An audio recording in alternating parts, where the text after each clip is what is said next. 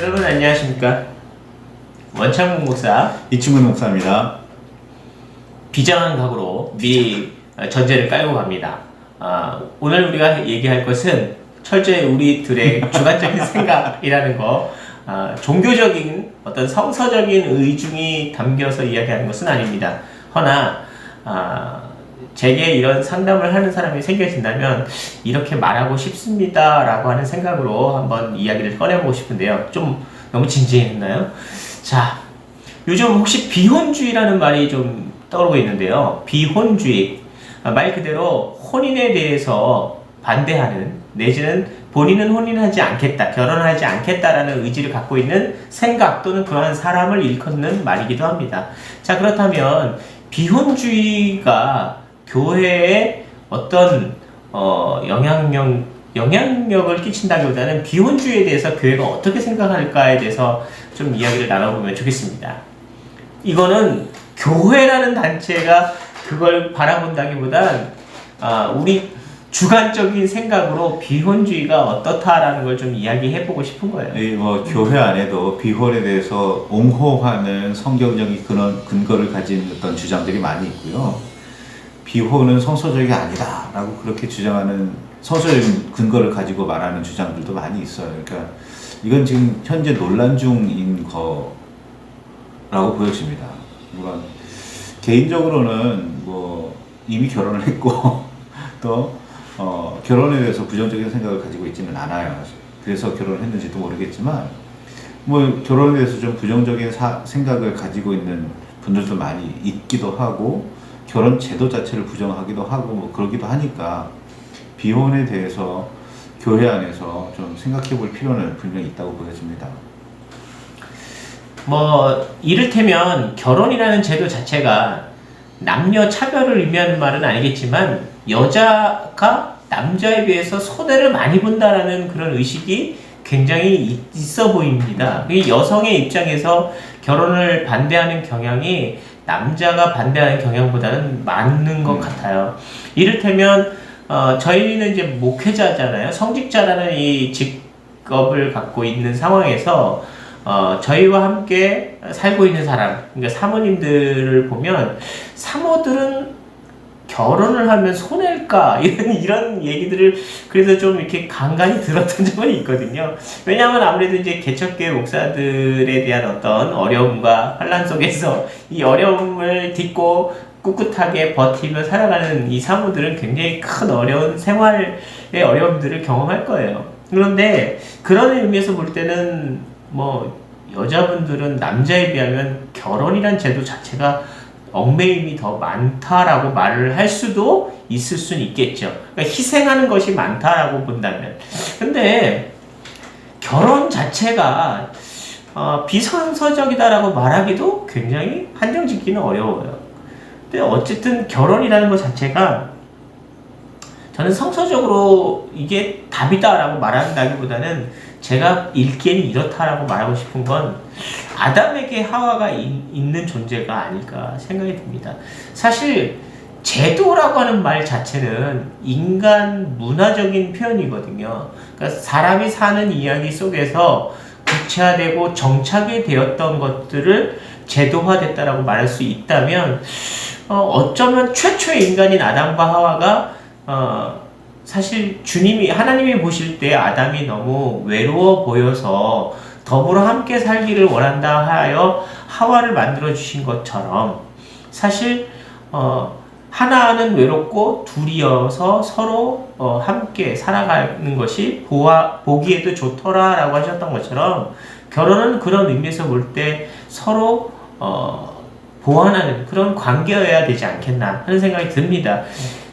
그것을 신학적으로 연구했다기보다는 성경에 있었던 이야기로 풀어본다면 가치 있는 게 더 보기에 좋다 이렇게 이야기할 수 있습니다. 하나님께서 아담을 지으시고 하와를 또 지으셨다 이렇게 성경에 기록되는데 서로 관계나 남녀에 대한 구별은 둘째치고 하나님께서 배우자를 만드실 때 성경은 분명히 돕는 배필을 지으셨다라고 표현을 하고 있어요. 그러니까 내가 저 사람을 돕는다 저 사람을 도와주는 존재가 되어주겠다. 이게 서로 배필이 된다는 의미, 뭐 결혼한다는 의미라면 그런 의미여야 하는 건데, 오늘날은 좀 사랑받기를 원하고 또 도움 받기를 원하는 마음에서 결혼하지 않나 싶은 생각이 듭니다.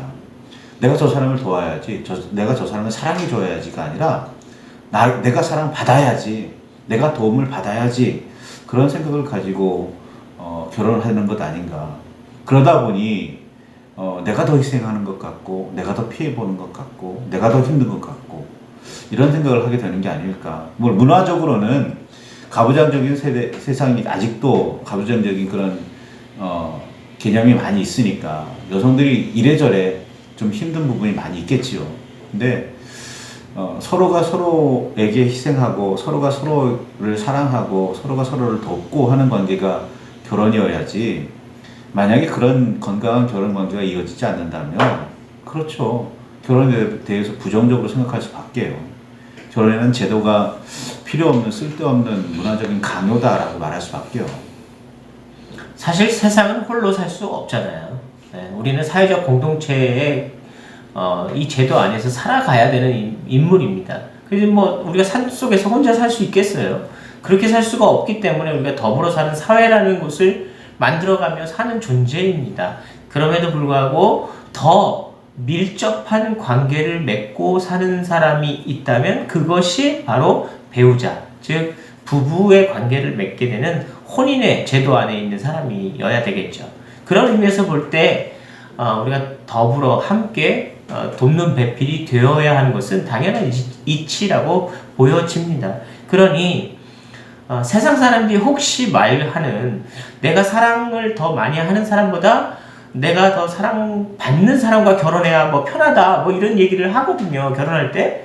근데 그거는 세상의 이치인 거지, 우리가 말하고 있는, 교회에서 말하고 있는 이치는 다르다는 거죠. 우리는 도움을 주는 배필, 우리가 그런 존재가 되자라는 표현을 하고 싶습니다. 네. 일방적인 관계는 없습니다. 주고받는 거고, 또 주고받는 이 관계가 뭐 어떤 방식으로든지 깨지면, 그렇죠, 결혼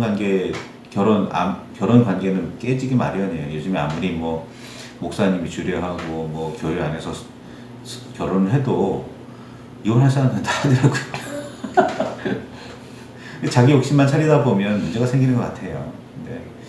물론 그렇다고 해서 상대방이 무조건 이해해주기를 바라는 것도 좀 이기적인 거고. 네. 어떻게 보면 결혼은, 성서에서 말하는 결혼은 이타적인 의미에서의 결혼인 거지, 이기적인 의미에서의 결혼은 그런 그 관계는 아닌 것 같습니다. 좀 내가 누구를 중심으로, 무엇을 중심으로 살고 있는지 조금은 더 깊게 생각해 볼 필요가 있다고 보여집니다. 비혼주의가 뭐 끝없이 혼자 죽을 때까지 혼자 살겠다라고 하는 게 비혼주의자의 목적은 아니라고 봐요, 저는. 결혼을 않겠다는. 네, 이 결혼이라는 제도의 어떤 그런 불합리성에 대해서 부당하다는 뜻에서 저항하는 걸로 보여지기는 하죠. 그러나 결국 사랑하는 대상이 나타나면 결혼을 할 수도 있다라고 생각하는 것이 바로 비혼주의가 아니겠어요? 뭐 필수라기보다는 뭐 선택이라고 말하는 비혼주의자의 이야기로 볼 때, 저는 결혼 자체가 완전히 금지돼 있거나 해면 죽는다, 뭐 이런 의미는 아니라고 봐요. 법적으로 금지를 해요? 그러니까 그런 의미에서의 비혼주의는 아닌 거라고 보여진다면, 적어도 결혼이라는 건 내가 어떤 부족한 부분을 채우기 위해서 저 사람을 채워가는 게 결혼이 아니잖아요. 그러니까 결혼의 의미는 결국 저 사람의 모자른 부분을 내가 인지했다면 내가 채워줄 수 있는 존재여야 되는 거지, 내 부분을 저 사람에게 착취해오는 것은 아니라는 거죠. 그러니까 결혼이라는 것 자체가 비혼주의라는 게 생겨진 것도 결국 뭔가 이렇게 착취당하는 사람들의 입장에서는 이 제도가 불합리하다라고 말하는 거거든요. 그러니까 착취당하는 입장에서는 얼마나 그게 부당하겠어요. 하지만 우리가 말하는 결혼이라는 것, 내가 저 사람에게 돕는 배필이 되어 줄 수 있다면 굉장히 좋은 결혼이 아니겠느냐 이렇게 생각해 볼 수 있는 거죠. 뭐 이게 정답이다. 뭐 이렇게 살아야 한다라고 확실한 그 한 가지 길만 제시하기는 어려울 것 같지만 어쨌거나 서로가 서로에게 도움이 되어주고 서로가 서로를 사랑하고 서로가 서로를 위하는 그런 관계가 우리 안에서 많아졌으면 이 사회에 많아졌으면 좋겠습니다. 자, 정리하겠습니다. 비혼주의라고 해서 극단적으로 나쁘다라고 말하기보다는 결혼에 대해서 다시 한번 돌이킬 수 있는 시간이었다고 저희들은 생각합니다. 또 한편으로는 저희들이 참 결혼을 잘했구나 이런 생각도 들어요. 정말 나의 부족한 부분들을 끊임없이 사랑으로 덮어준 나의 아내가 있구나 이런 생각에 참 감사한 마음을 깨닫게 됩니다. 나도 끊임없이 나의 안사람의 필요를 채워줄 수 있는 그런 사람이 되었으면 좋겠습니다. 이런 결단을 하는 그런 시간이 되었으면 고백합니다. 여러분 행복한 결혼 되십시오. 감사합니다.